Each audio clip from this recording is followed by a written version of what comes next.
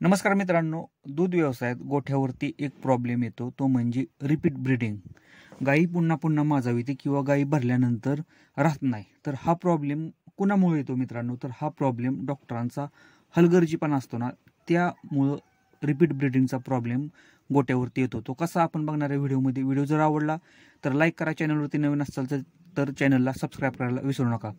नमस्कार मित्रांनो, शेतकरी आणि टेक्नॉलॉजी आपल्या यूट्यूब चॅनलमध्ये स्वागत आहे. मित्रांनो, रिपीट ब्रीडिंगमध्ये काय होतं की गाई 10 दिवसाला किंवा 12 दिवसाला हिटवर येते, 21 दिवसाला रिपीट होणार किंवा गाई भरल्यानंतर गाई घाण टाकायला सुरुवात करते. असं रिपीट होते गाई. आणि यामुळे काय होतं की आपला शेतकरी वैतागून जातो आणि गाई विकतो.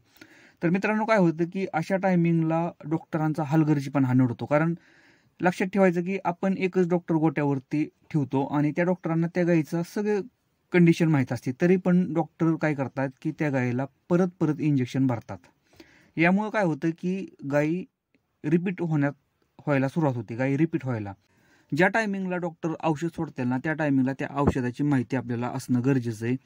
आणि दुसऱ्या टायमिंगला जर गायी जर रिपीट झाली ना मित्रांनो, तर त्या दुसऱ्या टायमिंगला तेच डबल औषध डॉक्टरांकडून सोडून घ्यायचं नाही. डॉक्टर चेंज किंवा डॉक्टर एकतर चेंज करायचा किंवा तुम्ही औषध चेंज करायचं. सगळ्यात सोपं आहे की औषध तुम्ही बदलायचं मित्रांनो.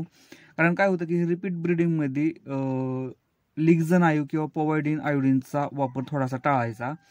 लिनोवो एपी हे औषध आहे ना मित्रांनो, गोठ्यावरती जर रिपीट होत असतील ना गाई, तर त्याचा चांगला रिझल्ट तुम्हाला लिनोवो एपी औषधाचा भेटतो मित्रांनो.